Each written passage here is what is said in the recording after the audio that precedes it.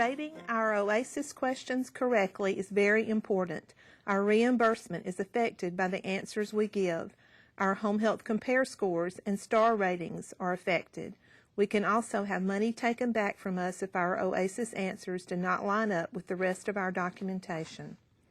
Let's look at M1850. Transferring. We are reporting the patient's current ability 50% of the time on the day of the assessment to move from bed to chair, or ability to turn and position self in bed if the patient is bedfast. We're not assessing if they can do it, and we're certainly not assessing them, asking them can they do it. We are assessing if they can safely do it. We should consider their current physical, mental, emotional, and cognitive status, what the doctor says they can do, and their environment that they live in. Let's look at the 5 options. 0 is totally independent. They're 0 only if they're able to sit up, move to the side of the bed, get up without anyone reminding them or helping with anything. They're not so short of breath or unsteady that they might fall. They don't need to hold on to something, and the environment is clear enough for them to safely move from the bed to the chair and chair to the bed. They're 1 if the patient is able to transfer from bed to chair, but they require one of the following: either minimal human assistance or a device. And minimal human assistance could include any combination of verbal cueing, sit up, hold on, put your slippers on, or environmental setup, like moving the chair or the walker close to the patient, and or actual hands-on assistance. An assistive device does not have to be a walker. It could be walls or furniture, anything that the patient uses to help steady themselves. And minimal assistance is less than 25% of the total effort required. If they require maximum assistance, even if they don't need a device, then they move to a number 2. So if your patient requires a walker, cane, or something else for support when getting up, and they need any other assistance from someone, then they're a number 2. I think we rate a lot of our patients a 1 when they really are a 2.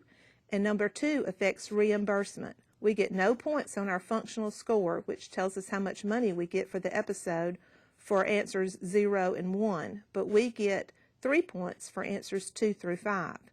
It's important that our functional score validates our homebound status and a patient's need for therapy. The words and or are important words.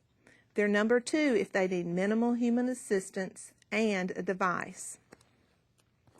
They move to number 3 if they're unable to do one of the following. Either they can't bear weight or they can't pivot, but they're not bedfast. Then they're a 3.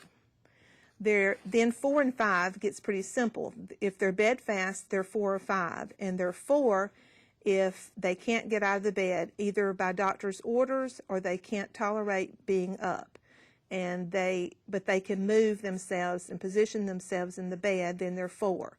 And they're 5 if they have to have assistance to move in position. And a reminder sheet that I fixed is a 0 is 0. They're totally independent. They need nothing. 1 equals 1. They need one thing, either minimal assistance or a device. 2 is 2. They need 2 things. Either they need assistance and a device. 3 is they can't bear weight or they can't pivot. And 4 is they're confined to the bed. And 5 is they need help even to move in the bed. So let's remember, we want to talk to the patient, we want to observe the patient, and we want to determine the safety of the patient, and pay attention to the ands and the r's on each Oasis question.